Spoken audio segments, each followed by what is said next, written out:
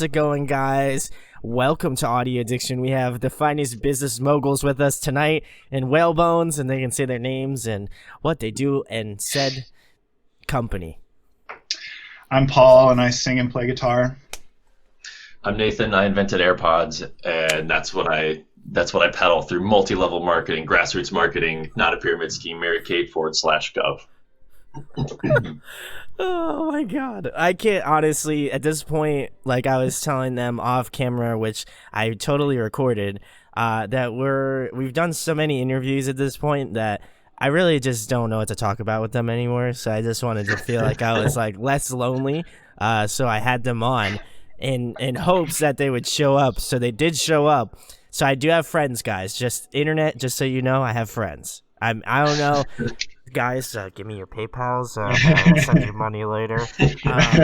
But for real, got to get the boys on. They released a hot new record.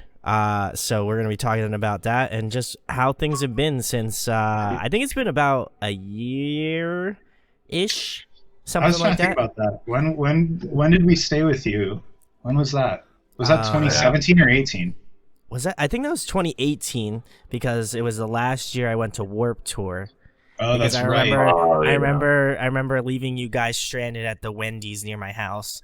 And that was a good time. That was a good time. And I was like, hey, Dude, you know that's our home environment. That's where we come alive. Shout out to Wendy's for sponsoring this episode of Audio Addiction. Get your 5-layer Baconator in the description below.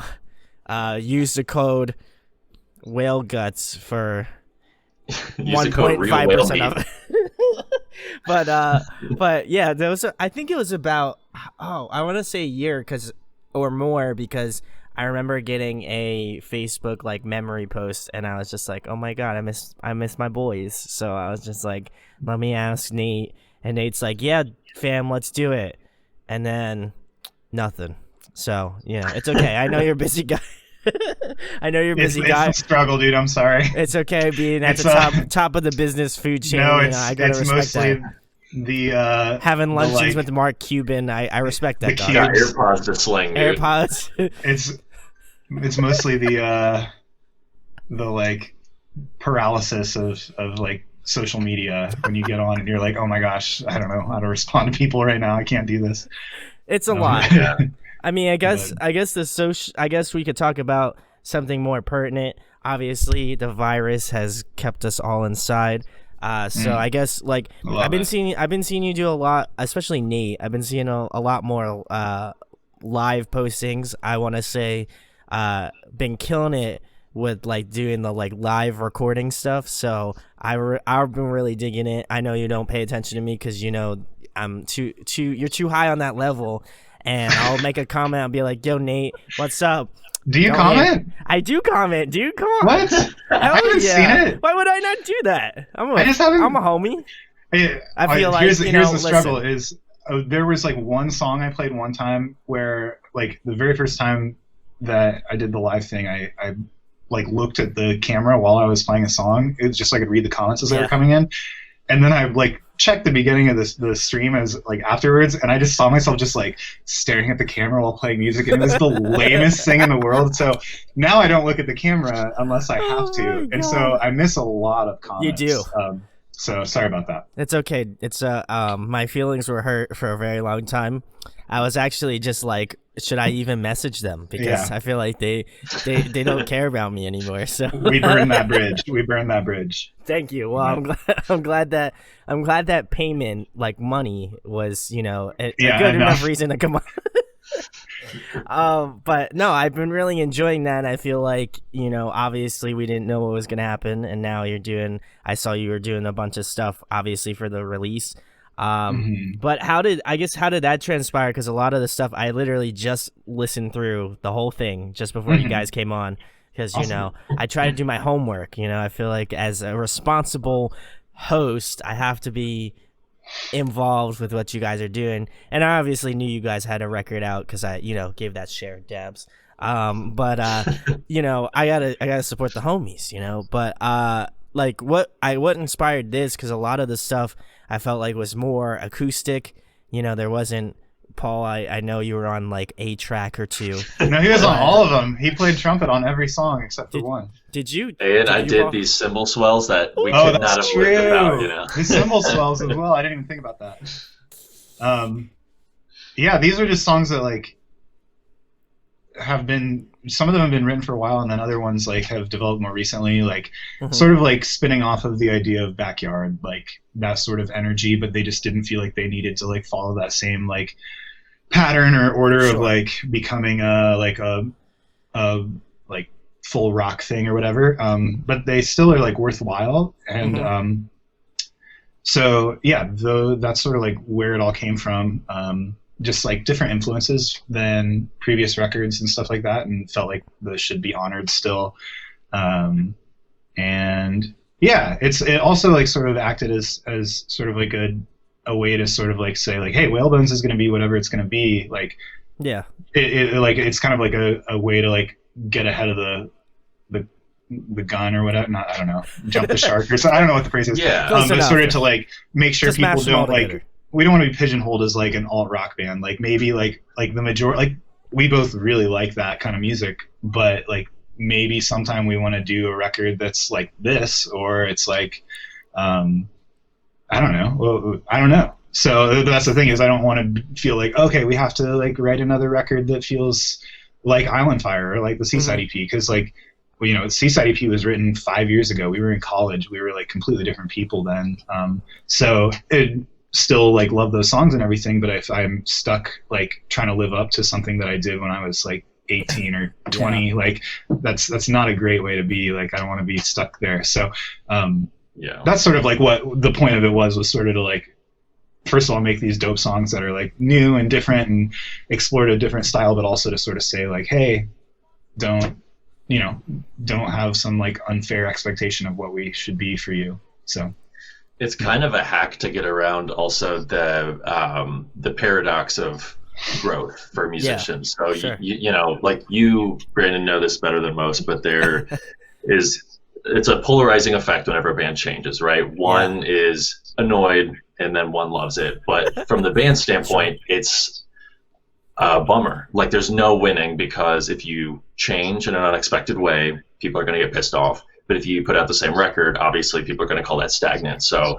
I thought like this was a cool way. Nathan sort of orchestrated these songs. He arranged and composed them, and it was a cool breath of fresh air early on in our careers, where it's like kind of it's like you can't get called a sellout if you make a quick pivot and then you pivot another direction. Like if you're not like following anybody's trajectory for success or anything like that. And something else that we've always sort of pushed for, that Nathan and I've had conversations about, is we've always sort of gone by the mantra, the most dangerous thing you can do as a band is be forgettable. And I think a quick way to do that is to just put out something that perfectly fits into a genre and stick there. You know, as many people that hate Bring Me the Horizon for their pivot, like they get talked about a whole lot. They sell out stadiums, and Nathan loves them forever, dude. So do I. Everything they've done has been so good. Everything they've done too. So. Yeah. But you know, there are plenty of people that are upset about it. But it's something that the only way that you can guarantee that you're inviting that sort of hatred is if you stay in one pocket for a long time and then try to break out of it. In fact, I just saw somebody posting today, like on Facebook, somebody posted like a screen cap of the band Trapped getting into a Twitter beef with Tillian. And it was like the saddest thing. It's not just Tillian. It was like a whole, like basically everybody in the industry except for Trapped like dogpiled them. And Trapped is like, did they do something, or is it just? Well, he's commenting on a bunch of things, like I guess, you know, I choose to not be politically charged on this channel. We don't have to go there at all. But it's not just because of their music, it's because of like things he's said. Correct. Right. Yeah, because he is definitely far right, and a lot of, I would assume, musicians in the scene are a little bit more, maybe not far left, but are definitely more leaning in that direction. So I feel like he wants, I mean, obviously it's the United States, he has his right to his opinion, but other people let him know that his opinion is dog poop. So it's been great to see that, I mean, not great. I mean, it's been really bad to see it, obviously, but I think for the necessity of, I feel like to me, he is the Kanye of our scene. Like, he will just say whatever. Kanye's great. Kanye's don't say he's that. Controversial. He's controversial. I didn't like mean like that musically. Yeah. Okay. Completely taking the music thing out of the equation. Gotcha. He is the controversial aspect of Kanye West. I understand. Yeah. Okay. He basically, in order like to disagree with people, he was like, oh yeah, well my band makes like 10 times what your band. Like it was just like this dick measure competition. The swing that he took was like so bizarre, and everybody was like, what are you talking about? He's like, this is how much you make off a song, and this is how much I make off a song. Like, look how big my pick is. It's so much. And it like has nothing to do with the or like the topic at hand at all. Yes, 100%. For sure. So it was super like aggressive stuff. So everybody was kind of dogpiling back. But I mean, they're a band that it's like they are forever pigeonholed into Headstrong in the year 1990 or whatever, like whatever the hell that came out. And that's a perfect example. Like I've never heard anything else they put out. Even if I did, I wouldn't like it just because it's like I have my set idea of what that band is, and like even if they did something like some cool, like I don't know, they could go like do something totally off the color, like lo-fi, dream pop, and I would still be like, I hate that, like they're locked in, and that's a partially their own doing, partially just the way that one-hit wonders work. But all that to say, that's something that we try to be cognizant of, even when writing more straightforward indie rock. It's like, so from a drum perspective, like we'll sprinkle in tiny hints of like post-hardcore, metalcore, and just like, not like break the genre by any means or shatter what the song should sound like, but it's just like little interesting things to mix it up.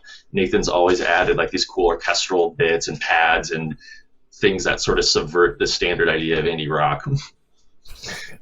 So it's something that we have tried to do for every release, but this release was a cool opportunity to really lean into that intention. And Nathan had these songs, like you were saying, some of them he had, some of them were just like inspired by the others to create a collection of that sound and centralize around a theme, and it just ended up being super beautiful. And like you said, that first half of Backyard, the response we get from showing people that, they're like, whoa, it's like song. that. Yeah, it is. And but it's sort of like, but it sort of like begs the question, like, well, what would it be like if it didn't go into rock? Like, what if it was just that like chill acoustic, laid back thing? So it was cool to explore that, and I don't know. I think it's a super fun chapter for the band. I feel like what are you gonna say, Nate? I want to interrupt you. Well, I think that like as a music listener, like both Paul and I are both like huge music nerds, and I think a lot of like people. Well, you are too. Sorry, yes. We're all music nerds. Oh wow, thank you, bud. we're all music nerds. But the thing is, like, none of us just listen. We're not like, I only listen to hardcore. I only listen to whatever. I only listen like, to cover. Yeah, I'm only whatever. Like, I listen to anything, and there's good music in every genre. Like, sure, yeah. Like the majority of the music that I listen to is like my playlist just goes from like high highs to like the lowest lows, whatever. Check out the Whalebones Weekly playlist if you haven't, because it's manic. It's incredible. Yeah. But in the best way, where it's like you listen Run to the it. Jewel, baby. Yeah. I mean, Run the Jewels is also in there. Exactly, they are. Run the Jewels is in there, So as like music, as people listening to Whalebones, I don't think they need to just expect that we're gonna only be able to fit one. Yeah, sure. Like preference of theirs. Like, I think it'd be good for us to sort of, it would be smart from a marketing standpoint, or not from marketing, from a business standpoint, to like diversify your portfolio as a songwriter or whatever. But wow, also, this is a seminar.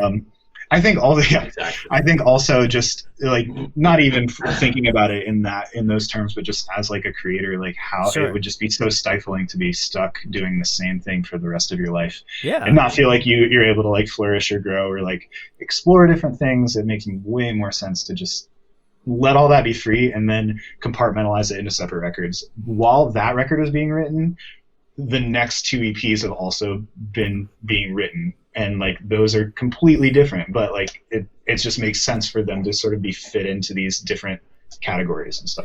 Yeah.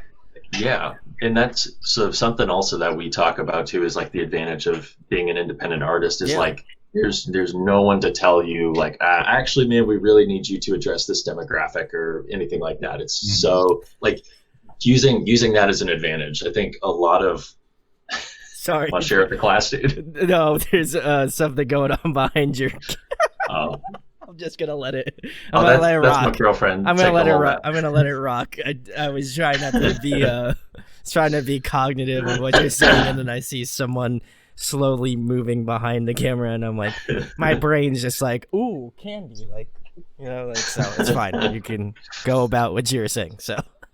But yeah, basically, so a lot of bands, it's kind of dumb how a lot of bands approach the music industry where they like their goal is to get signed. Sure. They don't really know what that means and they don't know why. They just know that that's something that a lot of big dogs do. But if you're not signed, that's an opportunity. You know, every position has an opportunity. So if you're signed, there are benefits to that. There's opportunities to that. But independently, it's like, great, you know, produce whatever you want to produce, take inspiration from wherever, and be beholden to no one. And a band that we've always looked up to or taken cues from in a way is Switchfoot, which sounds kind of goofy to some people at first because because you know you're one of the real ones. Big love. Switchfoot, come on. I know you're watching this, so thank you for thank you for watching. And come on. But I think so. For some people, they got pigeonholed into the "Dare You to Move," like the Beautiful Let Down era, Mental Lives. Like some people like only know those two songs, but they've been so agile and smart as a band that I think they put out a record last year actually, and it did super well. And they're doing crazy stuff all over the place. So it's cool. It's encouraging to see a band that's able to not get stuck in the doldrums of, well, we had one hit that was rock and we're scared to move away from that. Otherwise, you know, will people stick with us? I literally I texted Paul last night because I was watching Cabin in the Woods, which is like a horror movie from like a few years ago. And they have a song in the first 5 minutes, which is like, this is like a Christian rock band that has a song in like some like slasher horror movie comedy thing. So I don't know. It's another thing, just sort of a nail in that coffin of like, or another whatever, to sort of help the argument that you can sort of pivot and do whatever you want and still be relevant, no matter, as long as you're making like dope stuff. Just make good music. Yeah. Like that's really what it comes down to. I think for me, it's like if you don't enjoy the music, it shows. Like whether it may not show in the necessarily recording of the music, but when I see it played live, I'm like, maybe that's just not what they're vibing. You know what I mean? Like you can tell that they're not in it, and that hurts as like an artist. And I also know that, you know, you had spoken about it, a lot of bands get in that sort of mentality of like, oh my God, like I have to be beholden to the fans and stuff like that. And I'm not saying that that's not good, but I think at the end of the day, at least for me and being such a music nerd, is that like I love when bands really do what they want to do because it's so genuine, and you can't really, it's hard to fake being genuine, like when you write music. And so like with the new record, I felt like to me it was like a B-side of like what Backyard would have been, you know. And so like if it, like you were saying, as if it were to not go into a rock song and it kept more kind of in that sort of level. I know that you guys take a lot of influence from like the Deer Hunter, and I felt that as well just because of the horror orchestral thing. And I know he's done like shows and like records where he's included like a lot of like orchestral instruments and stuff like that. And he's done like whole symphonies too, right, Nathan? Like, I think so. Yeah. So like I feel like that's kind of like the direction that I felt in this record, and I really enjoyed it for that reason. But also I only listened to it once through because, you know, it's like one song's like 6 minutes long, and I was just like, I'm trying not to skip through it because I really do want to savor it. And just because like obviously we've been friends for a long time, and I've listened to all of your material, and just kind of seeing you guys grow as a band is very cool to see you guys not take, and obviously because you guys are like not signed, I think it obviously helps that cause. But I feel like a lot of the stuff that you guys do, I appreciate the risk because I know how hard it is as a band, as you were saying, to kind of like evolve and change over the years. But this just felt like, okay, I know what they're trying to do, you know, I understand if people don't like it or maybe just don't get it. I respect it as from like a music aficionado and enjoying it and seeing that perspective of it and seeing the growth, because I feel like as records, they're all kind of like their own central like nucleuses, and you build off of like what you could go. Like obviously you guys are in a metalcore band, wherever, come on, give me the deets. But like, all that sort of stuff. And I feel like you do pull from that energy, and obviously loving post-hardcore. I know Paul and I bonded a lot over Seosin, which when you leaned over, I saw that ish behind you, boy. Oof. Dab. Yeah, so like I feel like a lot of those elements still show, but I feel like a lot of the new record, it felt very much like more melodic and just a unique way to kind of take the direction after Island Fire. And I'm excited to see the 2 other EPs. I don't know if we'll see them this year, but I know I know Nate works on them craft, so and Paul too, but I know you guys work on your stuff, so it's not like you're not like, yeah, I'm gonna put these demos out now. Like I know you guys really take your time to critique them and stuff. But I'm excited to see that and seeing if like maybe this time they go in like more of a post-hardcore kind of direction, go a little bit more like heavier, or then they like kind of still continue that indie vibe, so you're like, I'm not gonna lose you guys. And so I've always appreciated the cognitive thought of like keeping your fans in mind, of like writing stuff. Obviously you still keep it true to yourself and enjoying what you're writing, but I think there's a level of like, okay, we're doing this for us, but like also we don't want to just be like, these are the fans that we've built over the years. Like we don't want to kind of like alienate them, especially because everybody comes in at different periods for Whalebones. So like, like when you come in for like the newest record, and I know you probably have fans for the newer stuff, they're going to be like, whoa, they're doing this stuff. They did this stuff like, back in high school. That's crazy. And then like Island Fire is kind of like middle ground, I'd say.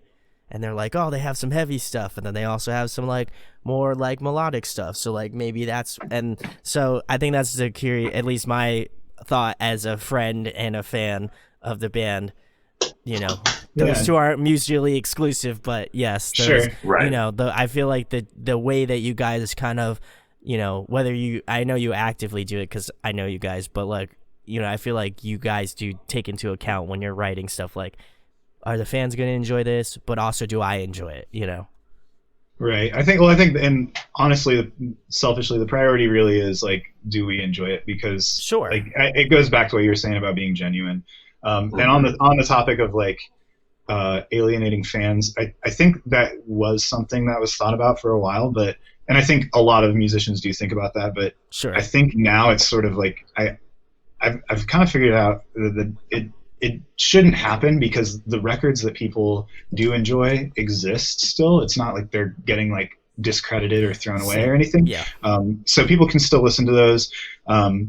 And like if you look at visual artists, the way that they go about their things is like they have collections, or they have like whole bodies of work that are like specific to like the blue period or the whatever, they focus on different things. And people, it's interesting that like the like visual art community is like a lot more accepting of diversity and like growth, drastic change, whereas the music community is so much more say elitist. That's the word. No, it's not elitist. It's just very like they limiting. Like they almost like don't want entitled to a degree. Like people will see something that someone puts heart and soul into, and they're like, that's not what I wanted.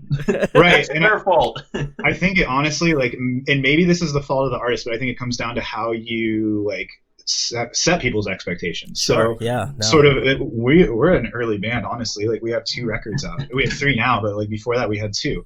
And so, people only knew our like rock side of things, which is great. That's like a huge foundation and a major part of who we are. But sure. I think this is sort of our way of like declaring like, hey, like, and we are much more than that. Like, yeah. And so, and the in the past, the way that musicians have gone is it's been a growth where you see them go from like Bob Dylan starts acoustic and folk and political, and then he gets more electric, and then he like goes very weird, like it goes in all those different directions. Whereas for the way that I see Whalebones going is it's much more like not sporadic isn't the right word, but eclectic. There's different things like happening. Limbs on a tree instead of like a line floating around. Sure, and so it's one of those things that you should view it. It's how you have your expectations. If I go and I see, I don't know, if Run the Jewels came out and put out a record that was like a rock record, I would be stoked, but I would probably be a little confused. Yeah. Whereas like, like I don't know. I think there's other artists that they've set themselves up where like if they put out a record, I'm going to eat it up no matter what it is because I trust them as a writer and as an artist. I view them as an artist rather than as a like source of entertainment. So I'm there to like follow their path as a creator as opposed to like fulfill my convenient wants. So that's sort of what I think like this is sort of setting up for us. And so this, I've just sort of circling back on the whole, genuinity, the whole, all that. You can burn out. People do burn out, and the quickest way to burn out is to play it safe every time. Yeah. So you see groups like, gosh, as I don't want to like list specific examples of trash artists, but you get bands that put out, for example, heavy music for a lot of years. And then finally the lead vocalist is like, you know what, can't do it, don't want to do it, I'm out. Yeah, no. I haven't felt this for a long time. I don't want to be part of it. And that's sad to me because that there was a period of like usually a couple records where they're like, my heart's not in it, but I'm scared to like add influence that might alienate certain people. And it's like Nathan said, it's a pretty overhyped fear. It's not irrational, but when you think of it in terms of, you can still go listen to Headstrong by Trapped. They don't have to always pump that same song out for forever. They do, and realistically, like, they do, yeah. But as a consumer, you'll always have like the outliers in this equation. But as a consumer, for the most part, if an artist puts out something that I'm like, I don't know about that directional change, I'm like, not for me. On to the next thing. Especially in the age of Spotify, where releases are sort of engineered to be faster turnaround all the because time. release events are big for artists. So it's like the weather in the Midwest, brother. If you don't like it, just wait for it to change. Like, wait now. You wait now. You'll see.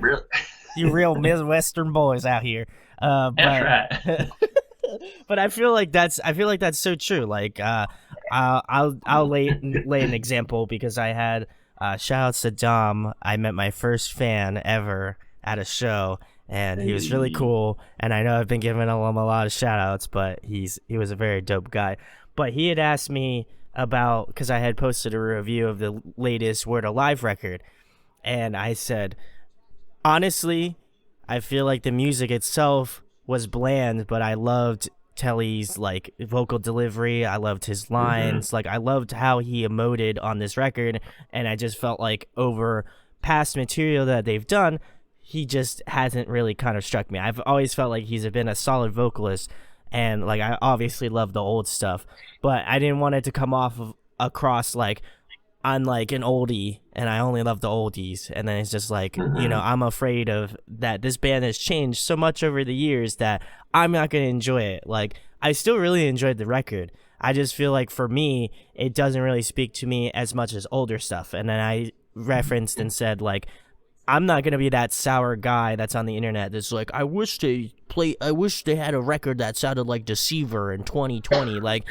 I just figured to myself, like, I can go listen to The Deceiver if I really wanted to, like, or I can go listen to their older record, and I can still love it because I know it's something that's genuine for them at that time, and I know that this newest record is genuine for them at their time. So I feel like I'm in the kind of like minority of that because people who really appreciate music, they're going to appreciate the band, they're going to appreciate the direction, they're going to appreciate the change, and while maybe they may not get it, they may not understand it, I feel like a person will at least give it a listen and be like, listen, I feel like you should try it. If you don't like it, then you don't have to listen to it. That's the beauty of music, is that you can jump from different stuff, and it doesn't necessarily mean that you're like locked and loaded into one band. Like a band could really put out material that sounds great over a good period of time. Like we were talking about, Paul and I, Make Them Suffer. and I want to continue the obviously I want to continue the relevancy of that band, but like they're a band that I feel like over time they have kind of changed.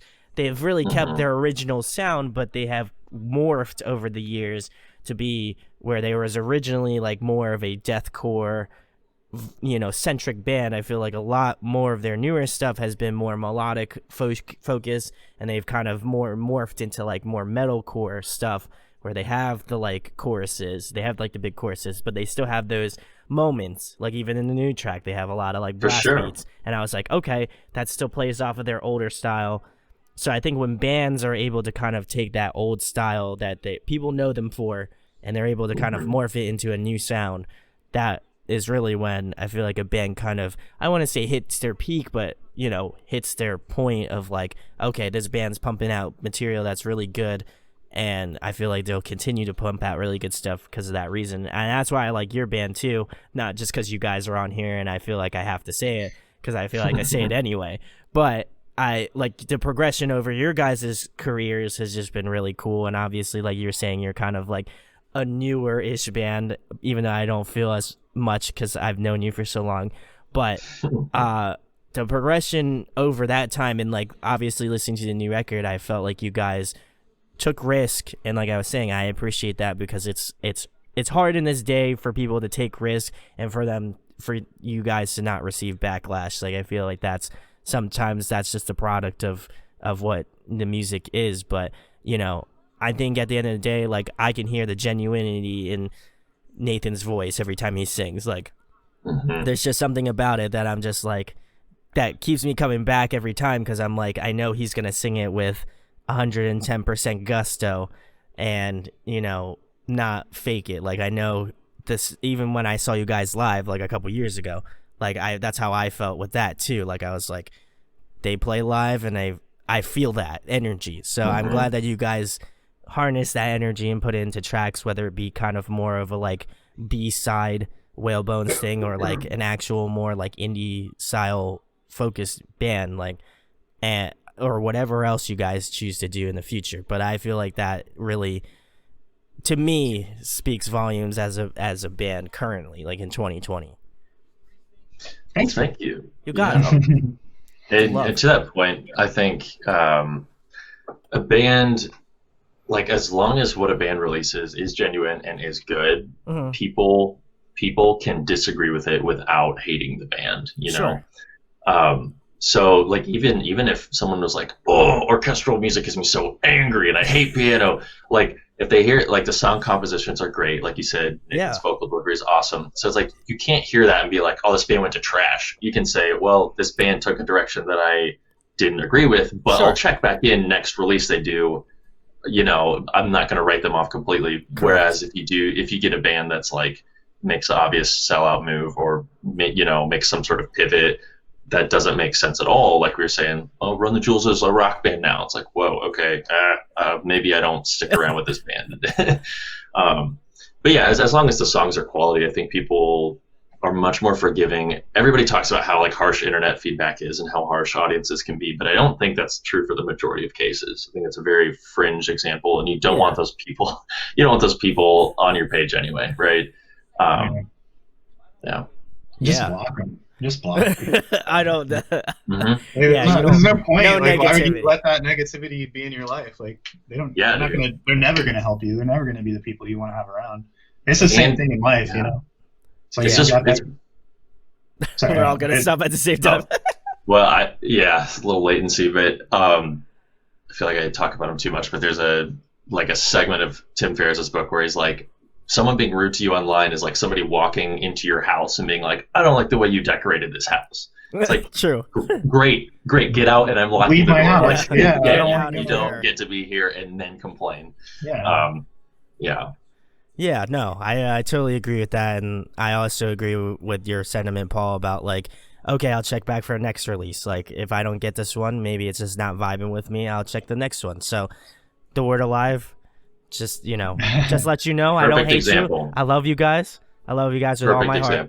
But I will check out your record next time when it comes around. I mean, I feel like you guys have the abilities, and I'm excited to see what happens next. But on the posy notes, What was one track that started off like way different from like the final product of the record, and what was one that you and Paul both had a good time like writing and working on in the studio?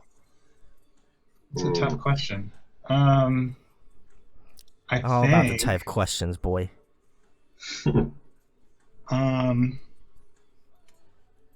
lot of the songs didn't start out like, I think Say No One's Home, Persona Non Grata, and Cult Leader, all three started out as just acoustic songs. Like they were just going to be, they were going to be like very stripped down, very raw.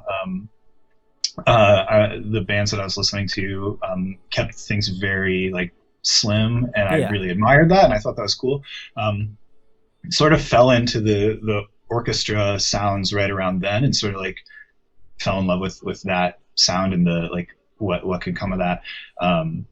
And I found a group called Sucre, and sort of just like fell in love with their music and like everything they were doing, and sort of knew that would be like a huge challenge in order to like do something on their scale and everything like that. So this was sort of the attempt at like doing that, and I think it benefited the songs a lot because otherwise, I mean, the songs do stand on their own, all of them, with just guitar or just piano. But I think that the orchestration really helps like contextualize like the emotion that is supposed to be felt. And so I think those are probably the three songs that like started out completely different and grew into something that is what people hear now. So yeah, I would agree with that, Paul. And I think, well, something like way back originally, this was kind of, correct me if I'm wrong, Nathan, but you kind of approached this as like an acoustic EP to put out something almost like an in-between record, because Island Fire took us a while, you know, partially circumstantially. We were in and out of school and touring and all that stuff. So Island Fire took a while to make. So it was sort of like, well, let's do something that's not going to take super long, but is going to be heartfelt. And then it evolved into something much more complex. And like Nathan said, I think the songs all really benefited from that. Yeah. I think personally, Persona Non Grata was my favorite, like studio song, but also the video shoot was really fun. Yeah. And that was exciting to sort of, you know, be part of, and it like morphed into a really cool thing. And yeah, that song just has so many elements and such a awesome dynamic trajectory over the course of the song. And it was like, it was cool. I'm sure Nathan's probably told you, but we collaborated with some friends. So we had our buddy play some French horn for us. We had another friend play flute, and, you know, just all sorts of people got to sort of come in together and toss something into the ring, and it made something that really sort of shines, I think. You want to give a shout to the orchestral people, Nate, who helped you out? Because I always love giving love to those people, because those people are the dedicated, the fan. You know what I'm saying? Absolutely. Yeah. Well, I mean, first of all, Paul's brother Dan came over to record some saxophone for a Bill Murray song, and I was like, well, while you're here, you want to just record? It was like the very first Bill Murray song that ever had any saxophone on it, and it was just like, oh, well, hey, you want to do some sax on this stuff? So he knocked it out like right away. It was super super quick, and then killed it. Our buddy Mika was on it. It's her birthday today. I just got done FaceTiming her, so happy birthday, Mika. But she played flute on it later. she was like very frustrated with me because of the parts that I wrote. She was like, "This is not how a flute is actually played," but I was like, "But it sounds good." And she's like, "You're right. They do be sounding dope, though. It do be sounding good, though." Our buddy Sam Oliver, who's played in like multiple bands that we've played with at shows before and stuff, he played trombone on the records.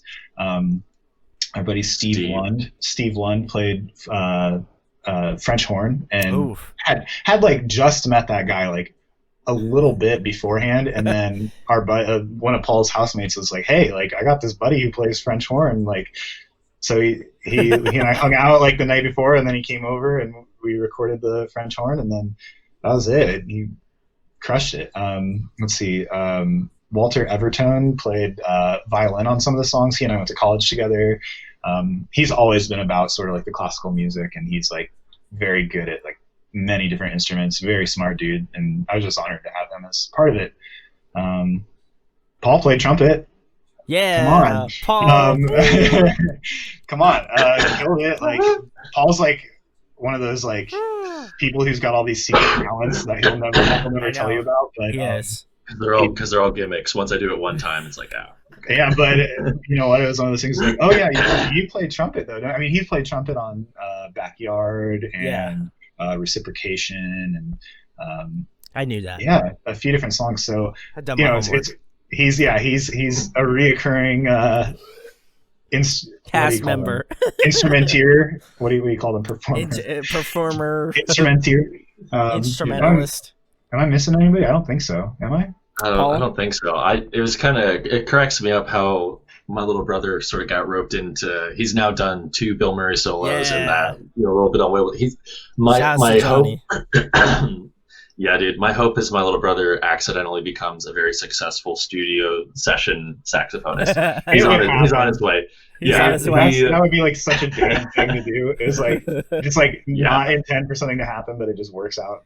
I gave him that shout on that Bill Murray review. I was just like, that boy dad doing it though. Good. I did my homework because on that review, I was like, I saw you post or Nate post. I don't know who it was, but they were just like, we're getting a sax solo finally, and I was like, that kid looks familiar. I can't place it, and I was just like, his face looks really familiar. And then I scrolled through, and I just happened to scroll through, and I saw like a photo, and it was a photo you posted on your Facebook page, and I'm like, that's his brother. It has to be, like, no way. Yeah. And then I found out. Yeah. So then I gave him the major shout. So shout out to Dan for killing it. Him playing that sax solo live with Bill Murray in our basement was like the crowning moment for that basement venue. It was like too hyped to contain in the basement. Chef's People kiss. Just spill it out. Yeah. It's a chef's kiss, baby. Exactly. You got it. Love it. I do have to ask, because I don't know if you guys are still working with, shout out to Jared Alonge with Boquetto Media, but how did that like facilitate? Obviously, I feel like it's through Johnny, but if you care to delve into a little detail, I assume you guys were probably one of the first bands, maybe excluding Bill Murray, that was like working with him. Is that correct? Or Jared. We do still work with him, by the way. Okay. I was like, you're like, nah. No, we do. We just like to like host our stuff on our own YouTube channel, because like how else are we gonna like grow our YouTube channel if nobody subscribes to us? So that's sort of been that. You had to make your plug. You had your chance. Now you missed exactly. it. You should have said. No, he did great. No, I meant you guys, your YouTube channel. You had your chance. Now it's gone. Oh, it's gone too late. No, but he's a good dude, Jared. Jared did a cover. Was it a cover? No, he did a Canadian softball record a long time ago, and I produced one of the songs on it. They needed it done last minute, and so I don't know if that's how he heard about us or what, but we had like worked together and done a few things every once in a while. We toured out. Actually, we saw you on whatever tour that was, like 2018 or whatever. I think it's 2018. We were in Columbus, and Jared and Lauren both came to our show. Because they were recording the Crazy 88 album with Johnny in Columbus. Oh, nice. And so that was the first time we ever met him in person and stuff like that. Just sort of hung out, chilled, and then, he reached out when he was doing this and was like, hey, I want to have you guys as part of it. Like, it's not a label. I just sort of, like, help out if you need anything. And other than that, like, you guys are free to do whatever you want. And so I was like, well, we're doing this acoustic orchestral thing. And he was like, sounds good. So it's literally, he wasn't like there's he's been support from the beginning. There's never been like a pushback or a thing of like whatever. It's been very encouraging and like supporting of growth. So Jared's approach to the industry is really cool because holy shit. Oh, that turned into a deep fry for a second. Oh, did it? Oh, I'm totally gonna meme that. That's gonna be Anyway, continue. That was great.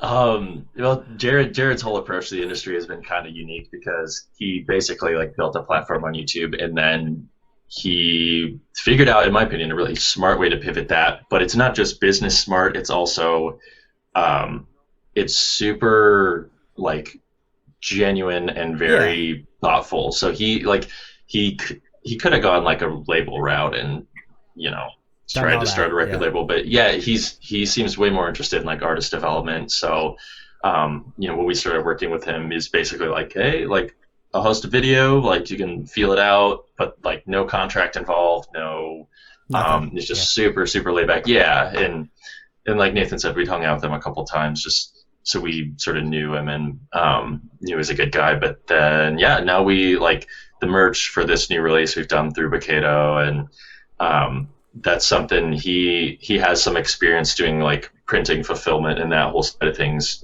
just through his projects. And so he's able to offer value to bands for a super reasonable rate and in a super snap-on, snap-off way when it comes to releases. So, you know, if we wanted to put out something completely independent, or if we wanted to fully lean on his company, he sort of covers the whole spectrum. And there's really, I don't see much like that in the industry right now. It's this cool combination of like the services of a label and a PR company and merch fulfillment production company. So yeah, he's definitely got a unique thing going. Yeah, no, I'll have to, Jared, if you happen to watch this, I'll be starting by the time this comes out, it'll be out, but I'll be starting a new series focusing mostly on like people behind the scenes. Like obviously Nate, if you want to come back on again as like a producer and talk about that, but I'm going to be having a lot more people behind the scenes in terms of like doing stuff that people don't get a lot of coverage on, like people who do produce the music, people who do like, you know, more marketing based stuff, because obviously my job or my degree is marketing. So I feel like that in order to do what I do, what I love to do for YouTube, I was just like, and I know other people want to try to see how they go in terms of like a business mindset. I was just like, you know, we were joking about the whole like business meeting thing, but I figure I just play into it at this point. But like, you know, I'm going to be doing a lot of stuff where I'm going to have like not artists, but mostly people behind the scenes that do a lot of the backbones of like getting releases out and stuff like that. So if you are any one of those people, feel free to email me or DM me on social media and we'll get that going. But I didn't want to take away from what you guys are saying. I just wanted to put that little pitch in there, you know what I'm saying? That's absolutely relevant.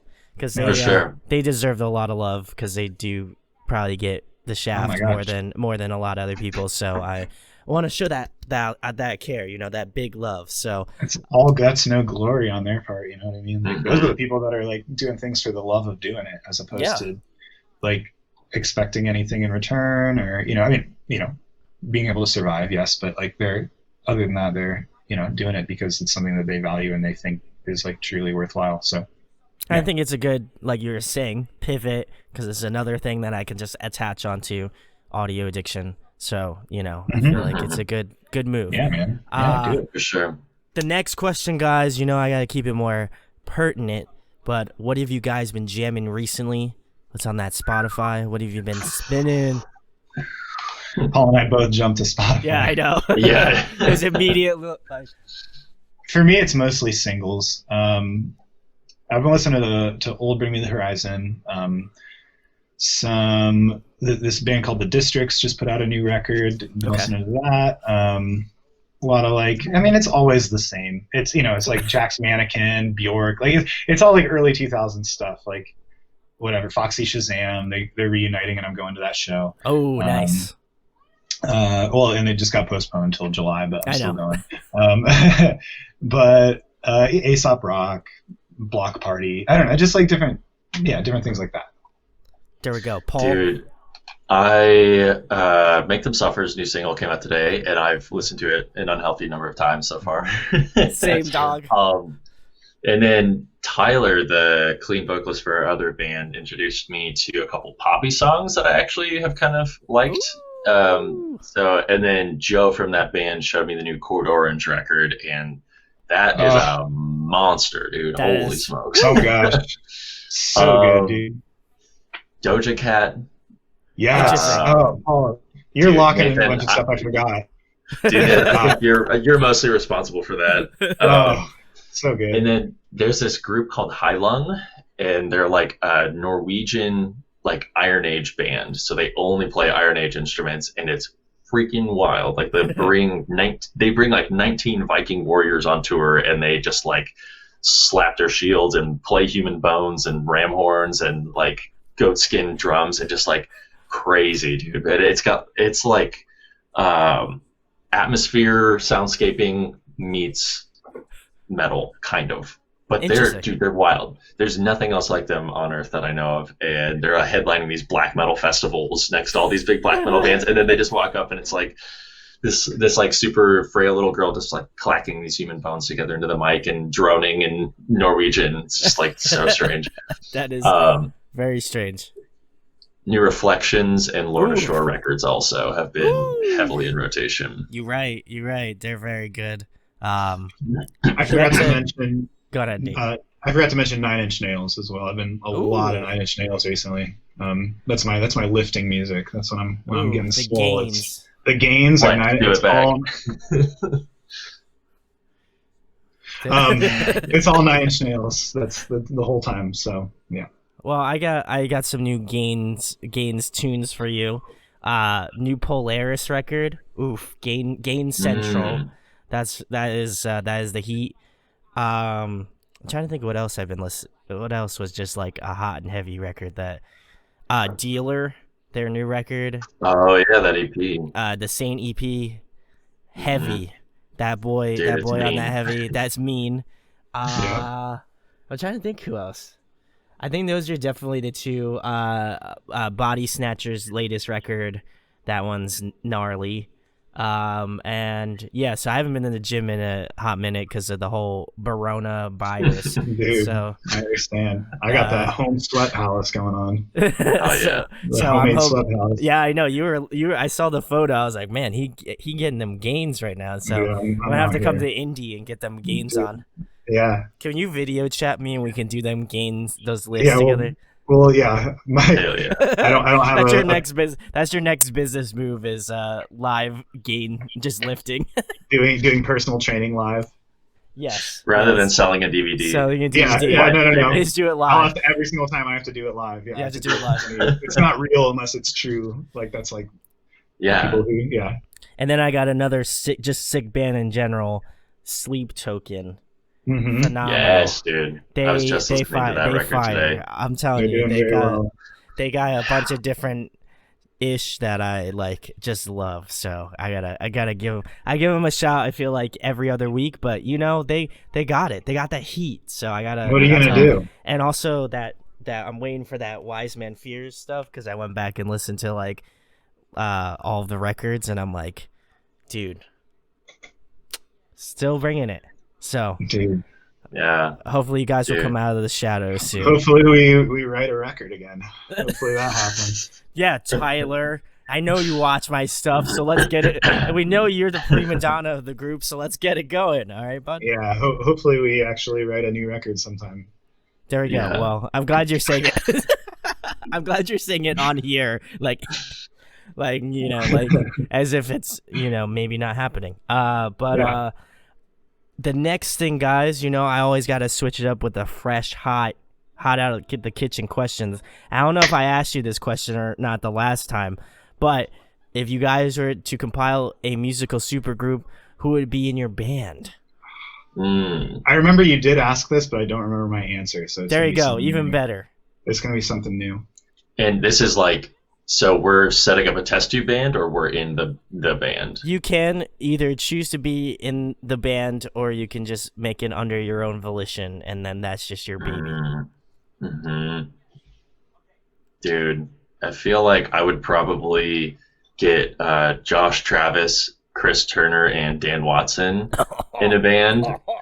And then I would play drums and do vocals, and then Chris and Dan would just watch me, dude.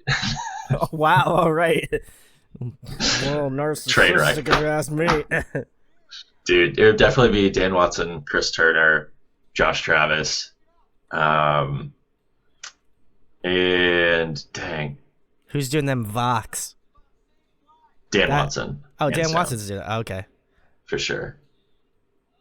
I don't know why, but I am such a sucker for his vocals. Oh, and the guitarist from Spirit Box to write some of the stuff with them. Spirit Box is another one. Sir. Amen. If I could force them into a room to make the world's best heavy record, I would do it. I would vibe with that. I would start a new metal band, and I would have Aesop Rock doing the rapping. Oof. I would have Ben Folds doing like keys. I'm scrolling through. I'm vibing. Okay, I want to see where this goes, Nate. Charlie Puth is going to be the clean vocalist. Who plays guitar anymore? I don't know. There's nobody plays guitar. Dude, probably the Spirit Box guy. He'd probably do that. Who plays bass? Probably have Jared Leto play bass just to flex. Jared Leto playing. You have bass. to first assume that Jared Leto plays bass. Anybody can play bass. Yeah. So many call outs about Paul's playing drums, and I'm playing tambourine. Ooh. Oh yes, Lord. Yeah, I'm playing tambourine, cowbell, and booty shorts, dude. I'm playing all ladies. Just kidding. I'm so sorry. Nate just gets up and leaves. He's just like, I'm done. Can't do it. I really embarrassed myself there. No, but that's my band. That sounds sick. Guys, get ready.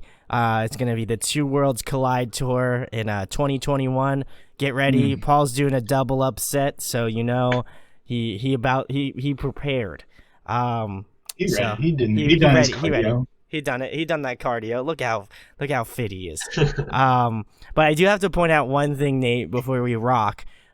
I didn't realize that photo on the back of your door is also the same photo on the Whalebones shirt that I got, which that's the original drawing of it. Oh, that's dope.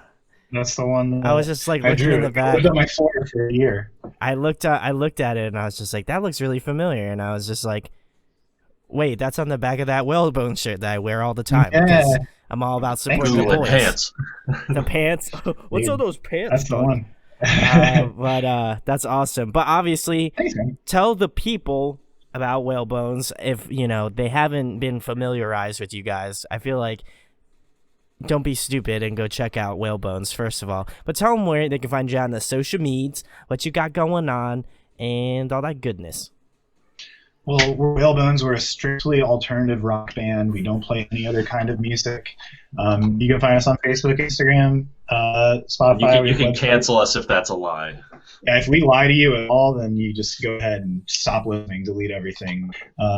We have a website, whale-bones.com, where you can pick up all the supplies you need. I don't know.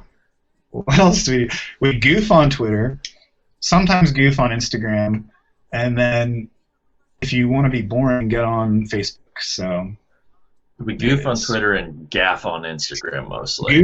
Goofs and gaffs, and then we don't talk about this one, which is Facebook. We new boot goof mostly. We new boot goofing mostly. But yeah, that's that. Well, I don't know. I don't know. I'm just gonna take away that you guys should check out the newest Whalebones record. Tell them what's the name of the record, because I'm an idiot and didn't remember the whole. It's so easy to remember, dude. What the hell? It's easy. Why'd you say that? It's called Close All the Blinds, Lock All the Doors, Say No One's Home. Is it really? It is. Okay. Well, obviously I didn't do that research into that, but it's a long one. It is a long one. So granted, make sure to give me as much shit as you possibly can in the comments below. If you watch the full thing. If you watch the whole thing, type hell yeah in the comments. Yeah, please. Thank you. But go check out Whalebones, because I love these guys. On a serious note, love these guys like brothers, from other mothers. So go check out Whalebones. I just love their music. I love the change that they've been going through, the progression, the growth. So you should go check out their newest record. All the links will be in the description. You can find out about their band, their music, all of that good stuff. Hopefully they'll be doing some more touring when the coronavirus comes away and goes when it goes bye bye. But it goes bye bye, and hits that AOL like when you close out. That's what we need to happen right now. Boo-doo-doo-doo. That's what needs to happen.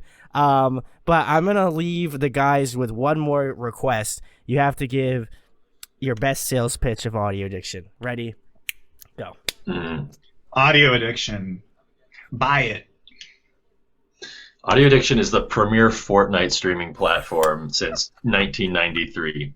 The most #1 Battle Royale wins, the most squad wins, and the 2023 winner of the World Tournament Fortnite. Bye, bye, bye. Bye, bye. Bye, bye. Stonks up, bye. Stonks fully up. That was great. Go check out Whalebones, and if you enjoyed this interview, share, like, and subscribe. It goes a long way. Thanks, of course, to Whalebones for just trying to... I don't know why I invited them on, but, thank you for your wisdom and your music and the stonks. So thank you guys for your wisdom, and we're going to be signing off. So catch you guys later. Thanks for having us, dude. Bye-bye.